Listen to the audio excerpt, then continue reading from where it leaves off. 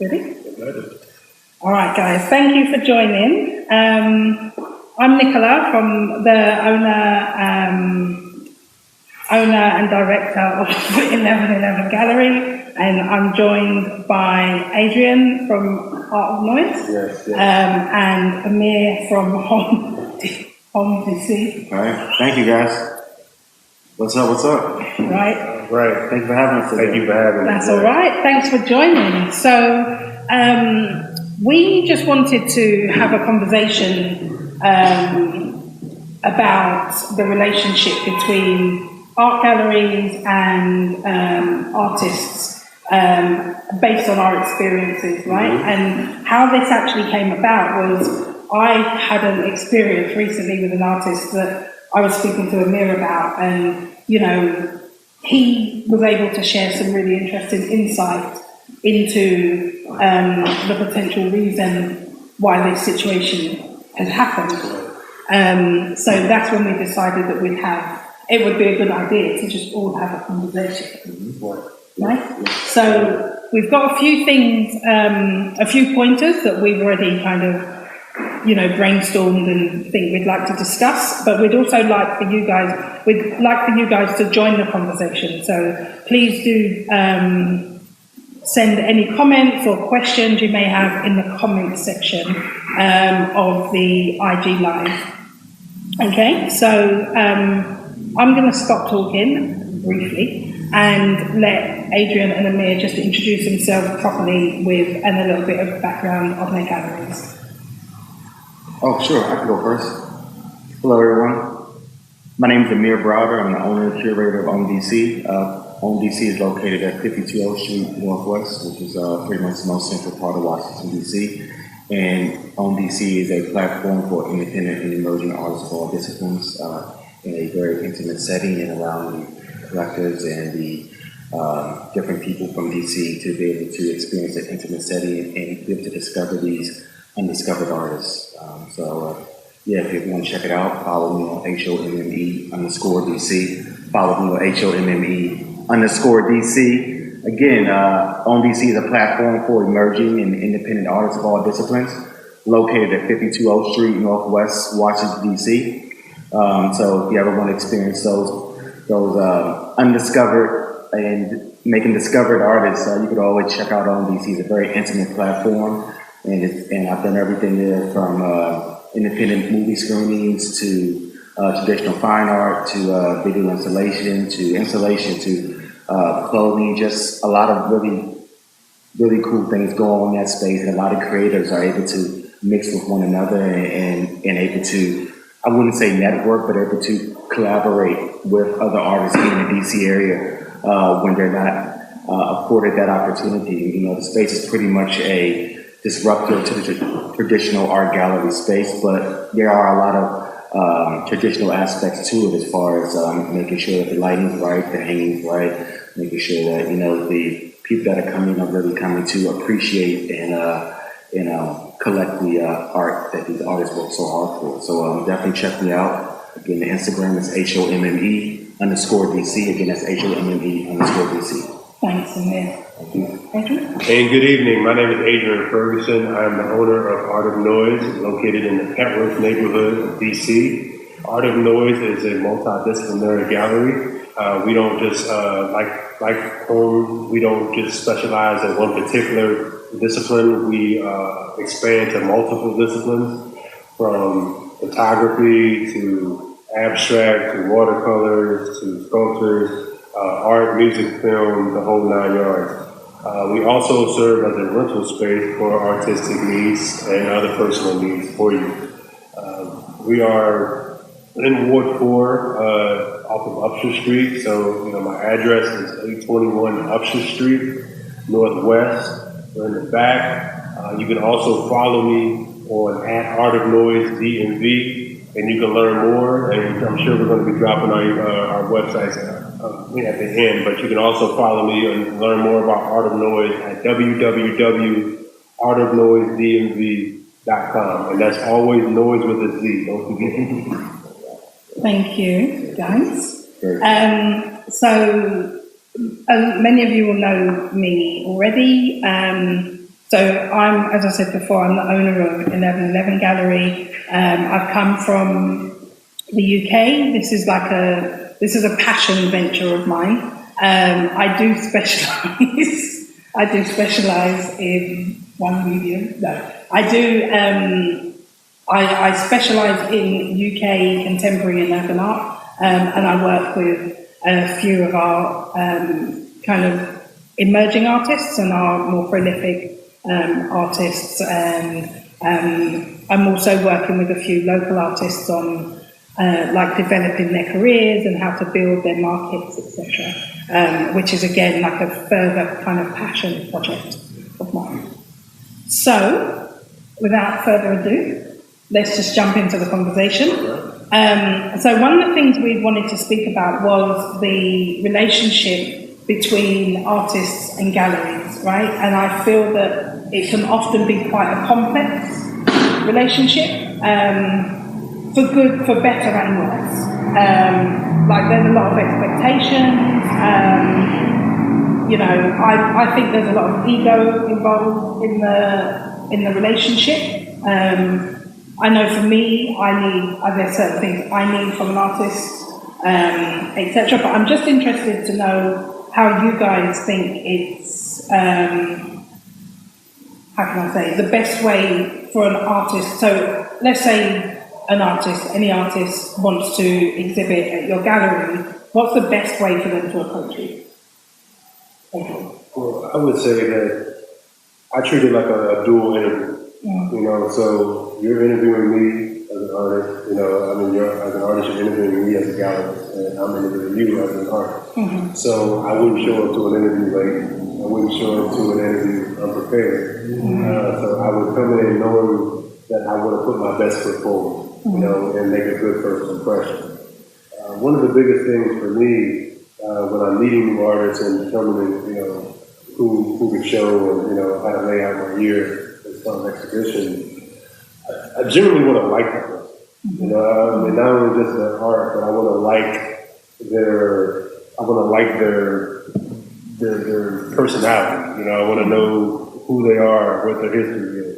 So there's a lot that goes into selecting an artist as opposed to just saying so those are some of the factors.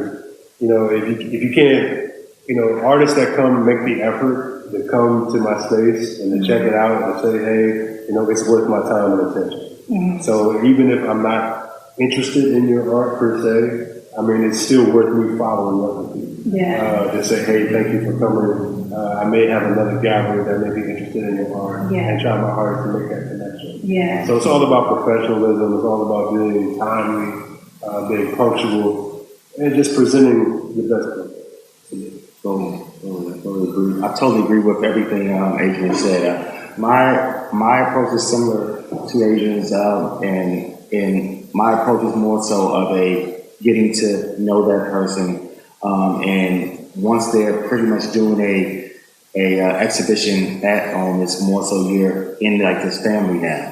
So your responsibility is not only to make this artwork, but it's also to invest in this ecosystem that we all have. So when I am looking at these artists, I am seeing if they're punctual or not, if they brought their CV with them, they brought a portfolio with them, if they are, taking pictures of the space and asking me questions, because I think that's a big part of it too. The asking, if I'm the only one talking throughout this whole process, something isn't right here. So I like to take a very organic approach with the artist, and one of the big things is, like Adrian said, do I like you, but also are you passionate about what it is and what you're doing? Your art the interpretation of what art is, that's not up to me. It is up to me, but it's not up to me to tell me. It's up to you for your space. For my space, exactly. Now, if you come in and you're like you're trying to figure it out, and I can see that potential in you, I see it, I'm like, you know what, come back in 6 months. Why don't you prepare to do this, and then we can figure out something where we could maybe not do a full 2-3 week run exhibition, but maybe we do a pop-up, or maybe we do a day. I can figure this out for you if you're showing me that you're working with me and we're working together. It's not this one-sided thing where it's, or this adversarial relationship. It's more so we're working as a team together. You know, so because it is a partnership moving forward. It's definitely a partnership. It's a team. It's a team. So if I select you and then we want to show you, you end up showing you. Like, at the end of the show, I'm not going to brand it.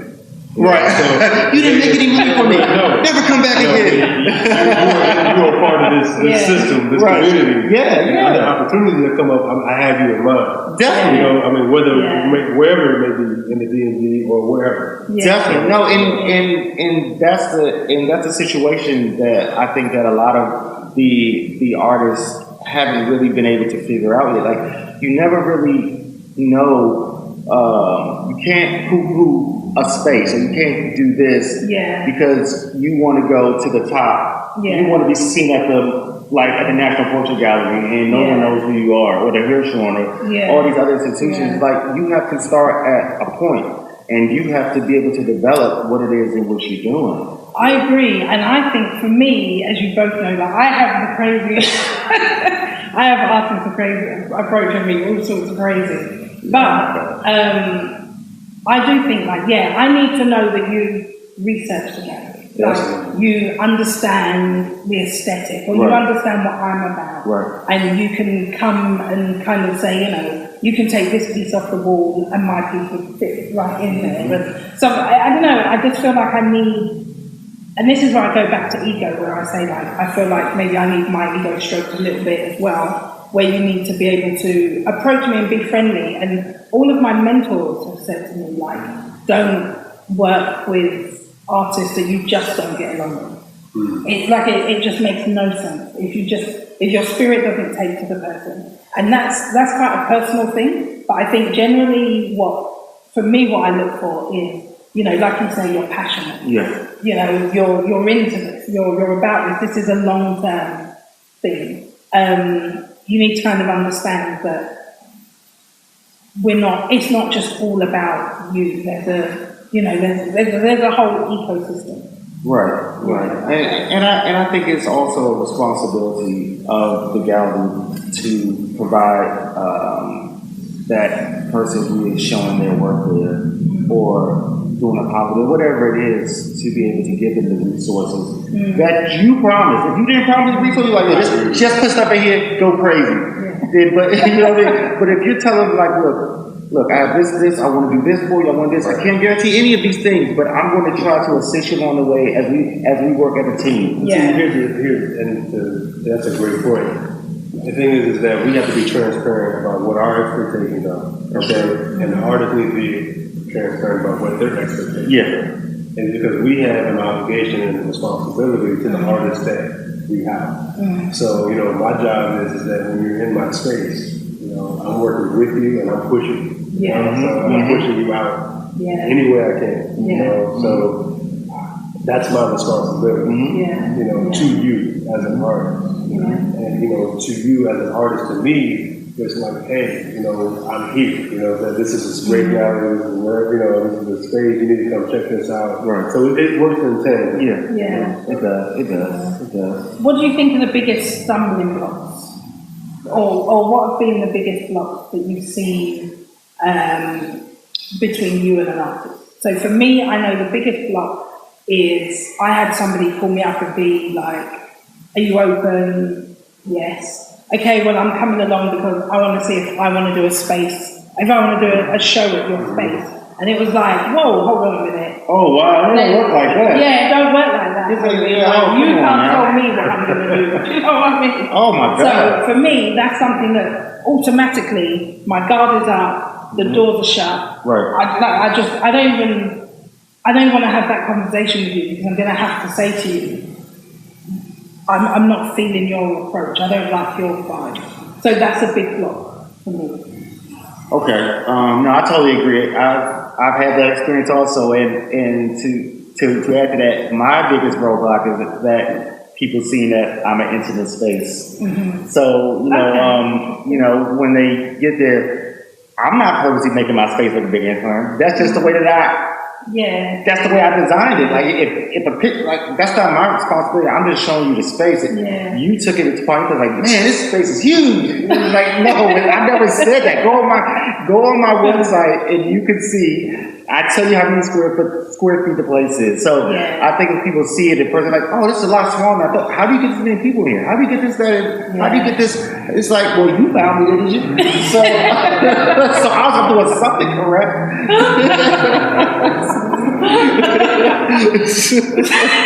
I didn't go looking for you. You hitting me all day long. I get it. You found me. I didn't look for you. Clearly, you know. Yeah, like, I'm doing something. I'm doing something right. Yeah. You know, so give me my props, man. But what's the block between you and the artist? The what now, sorry? The block. So is it the size of the space? It's the size of space and the artist thinking that They need more, maybe. yeah, that they need more and this space is not going to deliver them more. And that's a fair argument because they don't I don't know, because I think you do really well with your shows. Thank I think you do have a small space. Yes. And it is very intimate. Yep. But I think you curate shows really well. And I think that what you tend to have is like the key pieces from an artist's portfolio on display. Thank you, yes. On the walls, Right. and then there are other pieces around or available. Exactly. And I think it's about making things work.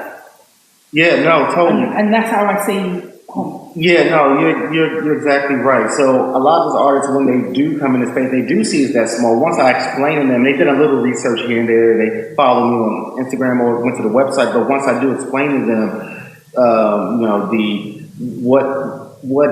what the concept of home is, then they start to get it. So I don't slight them for that. At least they're asking the questions and but in the beginning, they're more so like, what can you do for me? What can you do for me in this small space? Yeah. You know, so. Do you see it?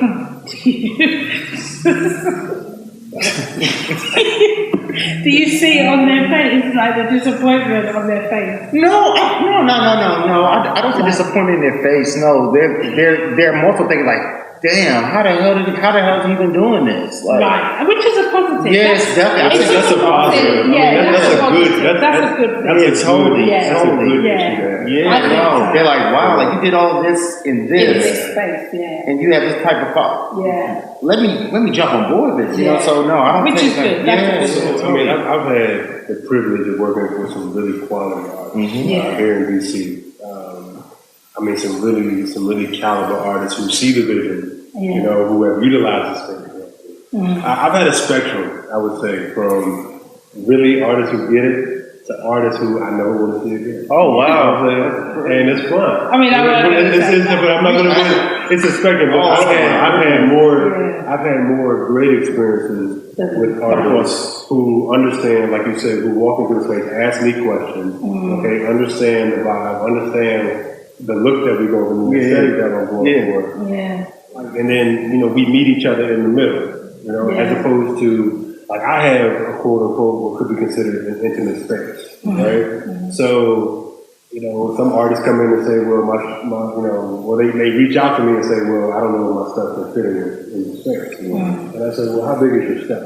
You know, and I say, well, we've had stuff this size, you know, and this size. You know, we've had pretty sizable pieces in the space. It's how you hang and it's how, you know, it's how we can install it. So I think that, you know, when we talk about roadblocks, it goes back to the expectation of what you expect me to do.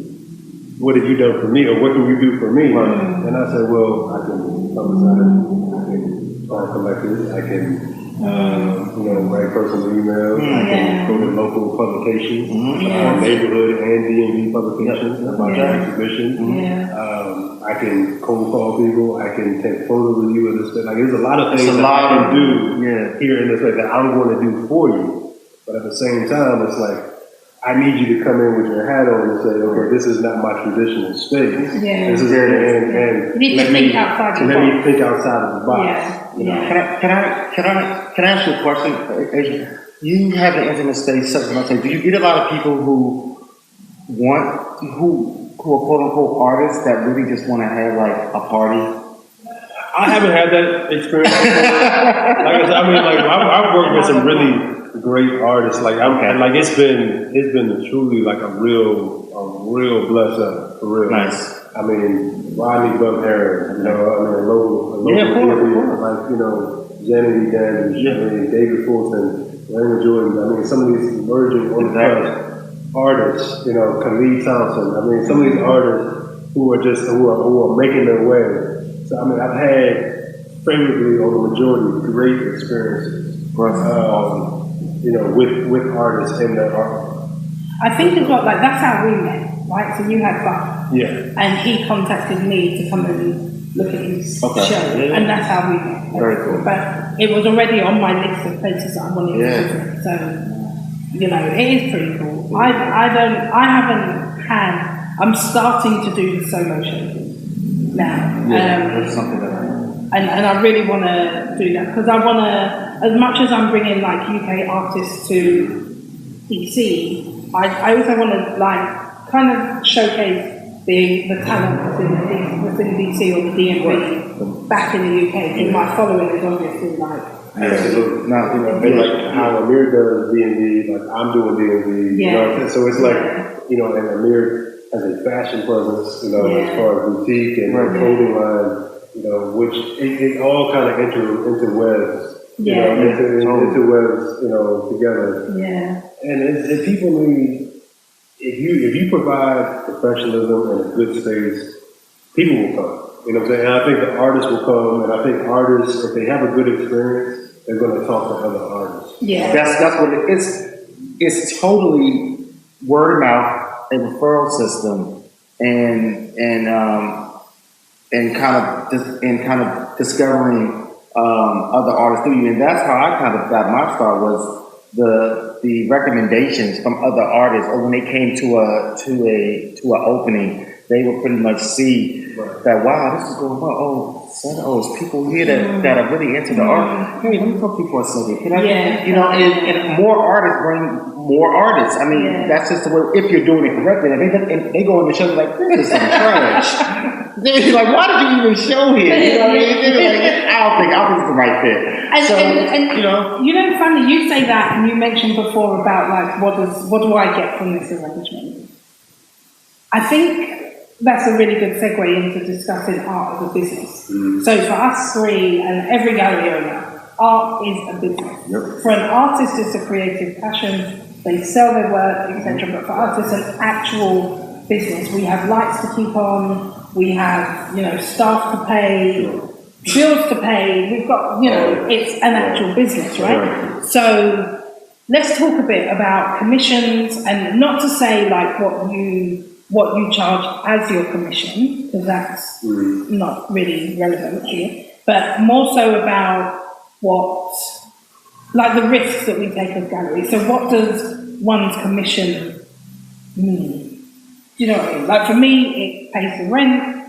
It covers the costs that I incur promoting your opening event, or drinks for your event, nibbles, or it covers the cost. The cost of everything. I mean, I would say the same thing to include, it covers the cost of installation, it covers the cost of your lights, the water, the food, the beverages that I have to get for your reception, for your artist talk. Uber back and forth to Home Depot getting stuff. From cleaning supplies to things that I have to maintain my space. But repainting the walls, all that. So I mean, my responsibility and my journey now, I'm not here to break any artist over the head. You know what I'm saying? Like Art of Noise is fair. We provided a fair partnership, for where we're at and where artists are at. And I believe that you both do the same. Is that if you understand the business of art, you can understand that. But if you don't quite understand the business of art, then you might scoff at the percentage. And when somebody says, okay, well, artists, you have galleries that take 60, 75, percent. I went to one gallery that paid 80%. 80% commission. I was horrified. 80%. I I felt offended. I mean, that's a huge, The artist gets nothing, like nothing. And I was like, what on earth is this gallery doing for this artist Yeah. that they're taking that much money? Yeah, but I guess the difference is the pieces in the 80% gallery, the pieces are like, you know, you're looking at high net, High. high value. About 100,000 and up. Yeah, like big money, and I guess then the artist gets money, and they're dealing with serious collectors. They do a lot for you. So I'm not here to knock the 80%er, but I felt offended. By the 80%. But are they really doing a lot for you? So the moral of the story is come in before it becomes 80%. Yeah. All right, so just make sure. Because one day it's going to be 80%. Right. Are they really doing a lot? You know, y'all better. Just know that. You know what they're doing? It's the networking. It's the network. So they would have, I'm assuming this isn't, I don't know this, but I'm assuming, think of what you do for your commission. Think of what you do for yours. So these are like really established blue chip galleries. They have, you know, collectors globally. They have people that are very serious about buying art. So they're putting you on a platform that, you know, neither of us three sitting here could do for you. But are they really serious about buying, or are they just trying to flip their money? You know, that's the question. Who, the collector or the gallery? Both. Are they a currency exchange system? Because seriously, because that's what it boils down to. It boils down to you charging an amount, and from that amount, someone is able to buy this and watch their money. I'm not saying everyone's doing this, but I know the game. Like money laundering. It's a lot of different things going on. It's a lot of different things going on. I'm not saying they're doing that, but we're also the other side of the conversation is the artist pricing their work correctly. What are your comps? Exactly?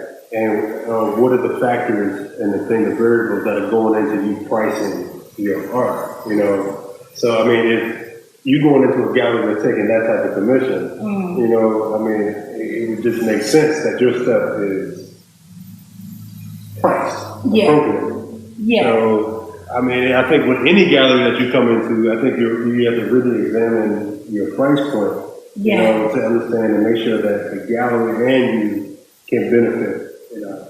Yes and no, but then I feel that, so something I'm kind of going through at the moment is, with my commission, I'm finding some artists are like, okay, I'm going to add your commission to the cost of the artwork, which means you're pricing yourself out of the market, right? And as a gallery owner, I have a duty to the artist, but I also have a duty to my collectors and my collector base. Right? So I think it's unethical for me to be like, okay, yeah, we'll both make more money doing that. Yeah. Do you know what I mean? Like, I don't think it's right, and I don't think it's fair to the collector, because then they're paying more for something that you're also then the artist is like pricing himself out of the market. And one of the things that, you know, I take this hit all the time because I work with predominantly UK artists, is there is a shipping cost, there is a insurance cost, there's so many costs involved that I feel like artists often feel that they're doing all the work, and so therefore they kind of deserve the monetary reward, but they're not looking at the actual costs that we incur as galleries. Of course. Do you know what I mean? And the responsibilities and the duties we have to our collectors, who are also their collectors, you know, and I think there has to be some check and balance somewhere in there, and that's where we come in to say, well, that's not the appropriate way to price, or, well, you know, let's look at how you price this, and why are you pricing it like this, and then once you break it down, that's when you can kind of come to a thing of, this isn't right, but you have to have your collectors in mind. Right, but you know, some people are saying, you know, if I go to a gallery and I say, hey, I want this piece, right? And they say, how are you going to get it to me because I don't live here? And this area.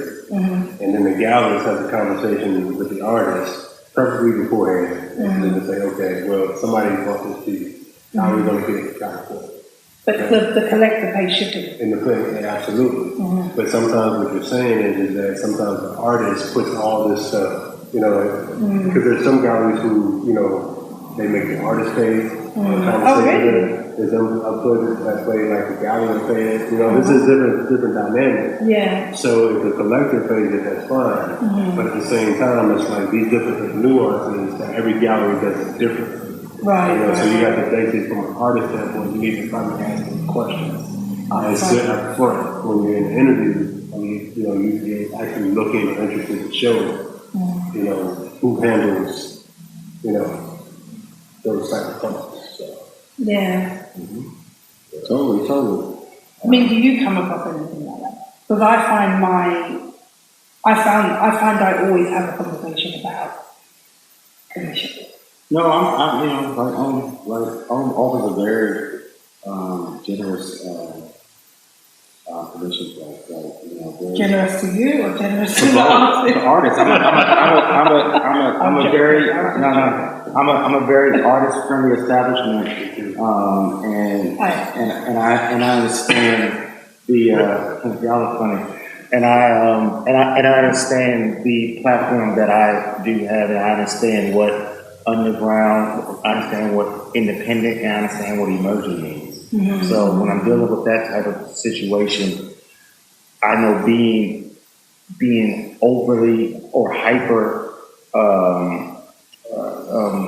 fundamental and traditionalist is not gonna do well for me. Like I said, you catch more bees with honey. So I pretty much know that the relationship that I have is going to bring it's going to supersede me. It's going to precede me. Excuse me. It's going to precede me in a way where others are going to start to talk about it. Other artists are going to want to know about it, and they're going to feel like I'm an artist-friendly space. It's like signing on an independent label or signing for Universal.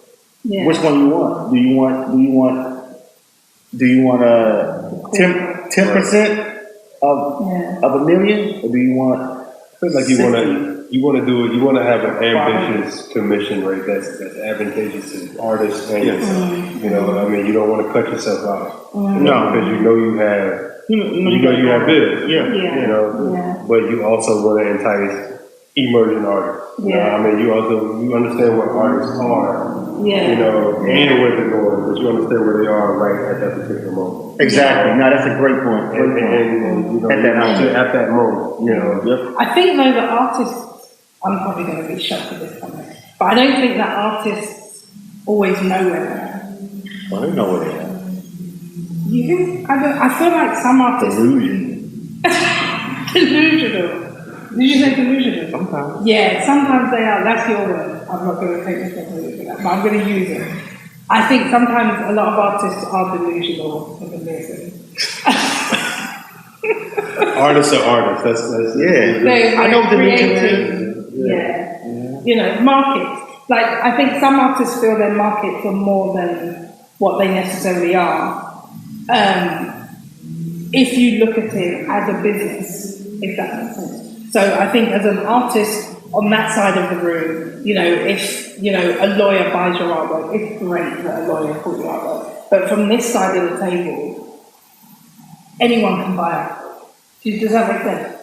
So I think it means your collector base should mean, it should mean to you what it does, because it is very important. But I think that there is an element of like, your collector base.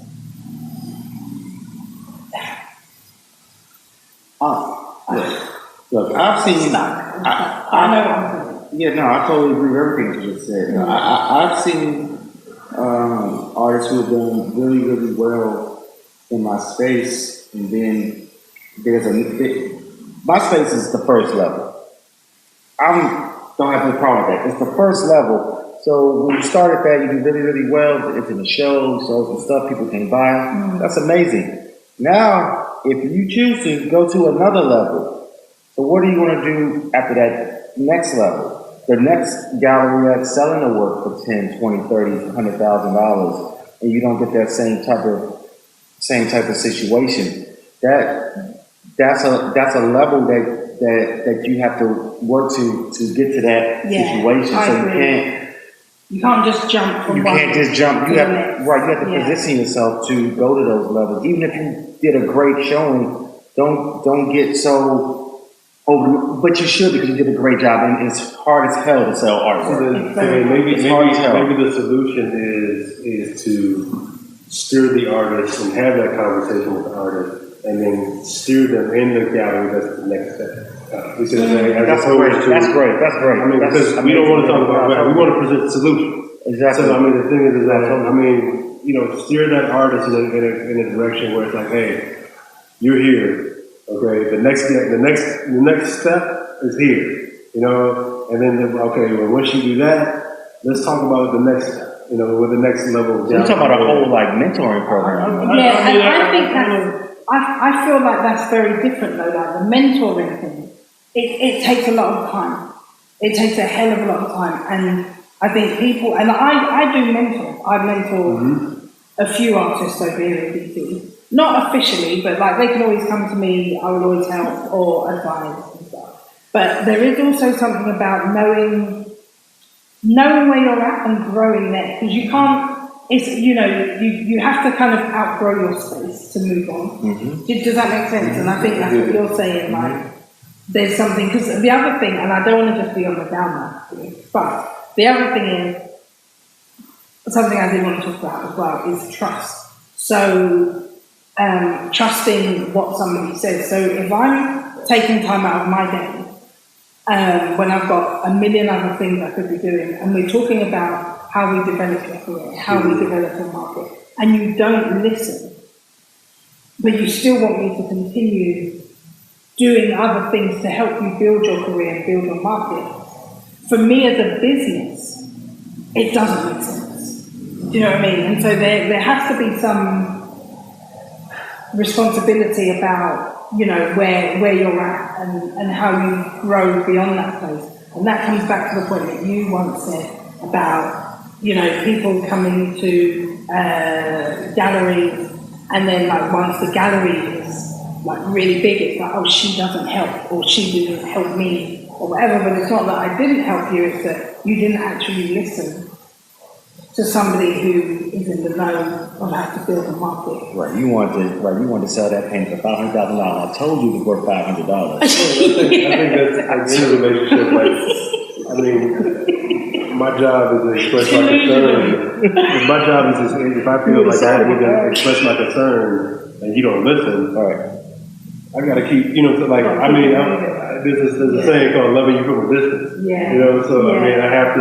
Because there's an artist that will listen. There's an artist that will listen. Oh no. To be completely honest with you, I've had a great experience with artists who are really just trying to find their way and don't really know, and they've been overlooked for so long, and they haven't had a platform to express themselves, and they come into a situation where they may have come from college or university, or just someone saying they had like a group showing or something that wasn't as big or popular as what they wanted to be, and I could see the passion in them when they come in, and they understand the passion for me as like, yo, this is really good, like, why wasn't this promoted in a better way? Can I promise you that you're going to sell 1 million clothes? No, but I can say that I'm going to do not a better job, but I'm going to present this in a way that is more aesthetically pleasing to what it is that you're trying to get across, and tell your story in the way that you want to be told. So I think it's about a fit with these different artists. Your artist may not fit in my gallery. My artist may not fit in your gallery, and vice versa. And that comes back to you when you said that, after you finish this show, you may want to come over to you may want to come to 1111. That's another step for you. I may say you may want to go over to 1111 after this show. You may want to go to Art of Noise after this show. Yeah. It's a way, and it doesn't have to be us, but you understand what I'm saying. It's sort of the conversation. So it's a way of using our network that we have to be able to help these artists along, so they don't get in a situation where they feel overwhelmed or not appreciated or taken advantage of. We have to have our network that we know that supports them. Yeah, no, totally. So just on that quickly, there is a question from Denim Recon London. And it's asking, with a mentoring program, would you write a contract based on the possible future sales? Because you can already see the possibility of the artist. Potential. That's true. I can answer that easily. I can answer that, right? We hope. So, Right. for me, I don't actually represent artists. Right. So, for me, I don't, in terms of like artwork and stuff like that, there would be no contract. My contracts are for the show and maybe the ongoing relationship, if that makes sense. But in terms of like mentoring, I don't mentor officially. Like, okay, we're going to do 3 hours a week or 3 hours a month, etc. So I can't answer that, but I would imagine if I were to go down that route, I would probably review the contract at each stage. Like you're saying, you go from level to level to level. I would probably review the contract or build in a buffer type thing. Right. I don't know, from mentoring, because the question's about Well, maybe it would go from mentoring to consultant, which is, something Okay. similar. Smooth. So I mean, more like a consultant standpoint. I like it. Where after, when you're in my space, we have a contract for this time period, and this time and this show, and we worked out percentages and all this other stuff. Yeah. And then once you leave the show, you still have an option or an opportunity to be your stuff, to be with Art of Noise. Yeah. So if somebody wants to purchase it after you're gone, we can still have that dialogue, so I'm still kind of working and publicizing and putting you out there. Okay. So at the same time, you have to understand that when people come to you as from a mentoring standpoint, what does that really mean? Do you mean mentoring or do you mean consulting? Because the problem is that if the artist comes to me and says, okay, can you show me or can you point me in this direction? Yeah. I can point you in this direction, but if I point you in this gallery, or make the connection in this gallery, they may have a whole other vibe and style that you might have to adhere to, and I can maybe coach you through that. But at the same time, it's like it just, you have to be nuanced. Like I consider my artists to be like family, my former artists and even my future artists. Like I wouldn't want to put my artists in a situation where they would not do well. Yeah, and I think that's our role as gallery owners, right? But I think this question, the way I read this question is, it's more about, so let's say you start, I'm mentoring, artist A, Right. and they do a show at home, yeah? And then they do the show at home, we have an agreement in place, there's a certain, commission that I take, etc., etc.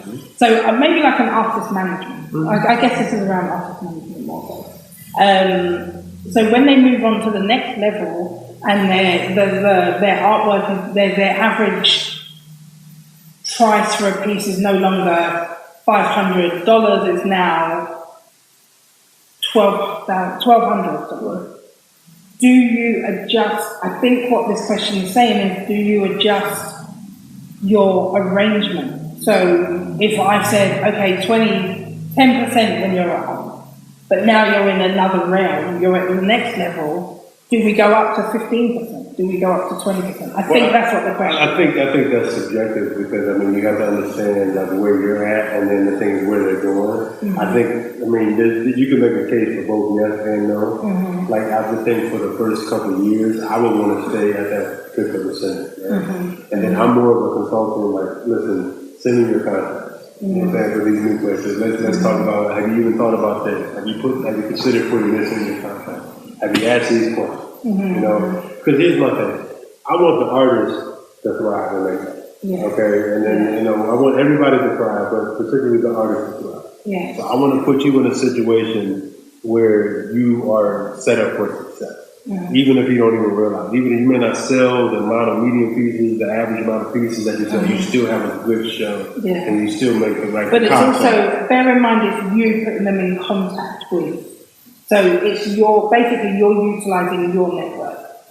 So basically I think the question is, are you overinflating when you're at home, or are you, because you know in a year or two, they're going to be a level or two up, or are you just changing that every time you go up a level? I think we're changing it every time we go up a level. I think if we go up a level, I mean, to say that I would want to stay the same for maybe the first couple of years. Okay? You go up a level, okay, and it's like, hey, you're in a different stratosphere.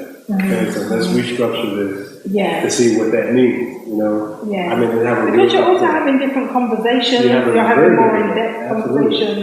You're looking at more complex contracts. You're giving more advice. Yeah, no, I mean, but that's like pretty much saying, if I'm doing those things, regardless if your art sells or not, what is it? It's not a guarantee that the art's going to sell. What is the guarantee of me taking time out of my day, out of my job, out of what it is that I'm doing, to consult you instead of mentoring you now? You know what I'm saying? So if time is valuable. The time is extremely valuable. Business owner, do you know the value? My time has value. So do you think that these artists are willing to pay for being consulted? Well, then they don't want to be consulted. I feel like. What do you do if they not like you step out? Or I think some pro bono hours. Pro bono. How would you do that? Well, just if someone like Adrian said in the beginning of the conversation, if you're passionate, like we were saying earlier, if you're passionate, and if I like you, like if I and that's relative. Doesn't like me doesn't be like like you're cool. Let's go for a beer. You're not saying that. You're like if I believe in you, basically. Exactly. If your work has prompts and you came in here with everything you had and you were asking me the right questions and everything, then it's like, you know what? I'm gonna do this because I like what you're doing, and I really believe in your work. So my time is well spent doing this, and I just want to see you succeed. What I get out of it may not be anything at all, but what I do know is that I've helped you go to the next level and prepare yourself for that. I think that's how I feel. Yeah. I'm not, and something I need to get better at as a gallerist is the monetary side of it. But for me, I just want to see people win. I want to see people succeed. I want people to I just want to see you living your best life, living your dreams. Do you know what I mean? I'm living my dream, and I want everyone to experience. I'm your biggest cheerleader. Yeah, no, especially if you've been in my space. Yeah, I'm your biggest cheerleader. I don't care where you're going, everything. I'm on, and I want you to really succeed and do it. And I want to help you do that in any way in my capacity possible.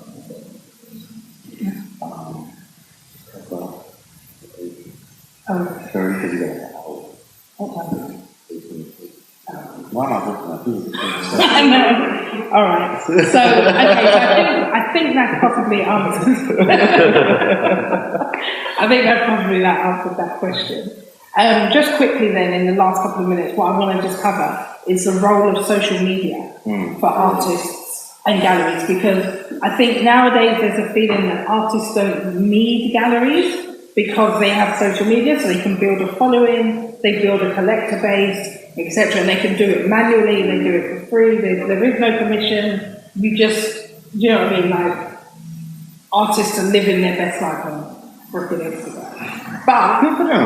But what I do think, and I think it's good, and I tell artists all the time, you don't always need a gallery, you can do it yourself, right? So, but in the same breath, I think there is something you do get from working with a gallery, right? And when people do submit stuff to me, I do look at their Instagram, I look at their portfolios on Instagram. Is it all over the place? Is there a set portfolio? Is there a theme? It's like a couple pictures and then it's like a thing.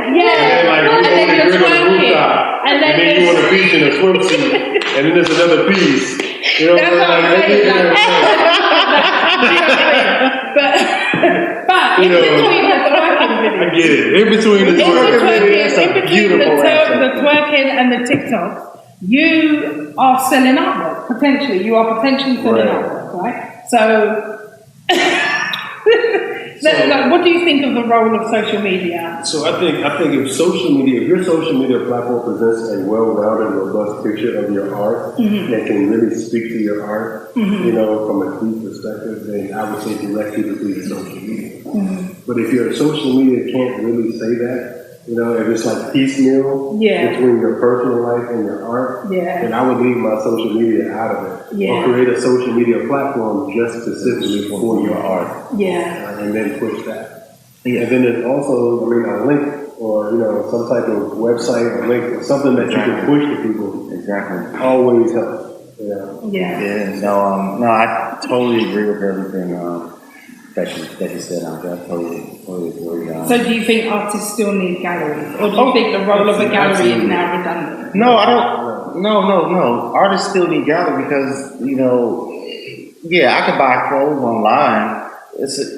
That's really cool. You know, I'm not knocking any of that, but when if you're really an aficionado or someone who is enthusiastic or someone who really wants to come up and feel the fact and come to see the way that piece may hang in my home over my couch or wherever the heck it's going to be, or just to even get the story from the artist. The art, to be honest with you, it's a lot of people that do some really dope art, but their story may not blend with what it is and what they're talking about when they speak to a collector. So the people skills have now gone out the window when it comes to that, and you can't sell that art online via Instagram and all those different social media platforms. But it really, if you're really trying to, I wouldn't say be taken seriously, but if you're trying to really and build a market and really have people invest in you and your work be something that is going to last for a long period of time, nothing that's like a microwavable art piece that you put up for the sound of time. Those are dope too, but if you're looking for that type of longevity in your career, it would behoove you not to be in like a gallery, and it doesn't have to be a traditional gallery. It just has to be seen in a way that is professional, that's inviting, that tells the story of what the artist is doing. So galleries are always going to work because people want to come to see art. And on top of that, I think on top of what you made some great points is that we're not always going to be in this pandemic, you know, and unfortunately, social media has been programming us to be socially distant for years now. Okay, so you think that you could just hit the like button and that's your support. You know, you don't have to show up to this event, you don't have to show up to this open gallery, you don't have to do this, you can just look at it online. And I think now in this pandemic and not being able to go to certain places, hopefully has gave people appreciation for brick and mortar, particularly galleries. Like where I want to be able to just get out of my house and go to and experience these types of things. I mean, I think there's always a need for a gallery. I think that we have specific collectors who are going to be interested in your artwork. I think we're selling to more than your friends and family. As I met an artist yesterday who said she would like to actually speak more about this because right now she sells mostly to her friends and family, but she wants to know how to sell to others. And I think that's where we come in as galleries, where we have mailing lists, we have, you know, people that are interested. We know, like, well, I know for me, and I'm sure for you guys, I know my main collectors, I know what they like. I can say, oh, look, I've got this in, you know, blah, blah, blah, and they're interested. So I think that's, you know, I think that's something that social media can't necessarily provide for you. The other thing is quality. So anyone can take a great picture and apply a really good filter, and the artwork itself looks really good. But you get it in your hand, and it's not really great quality. That's called hating. Now you're hating that. No, that's not hating. How is that hating? I'm just messing It's happened to me. I bought, my sister was like, can you get me this, can you get this? And I bought it, I flipping wasted $200. on this piece of art, and I got it, and it looked like a photo, it looked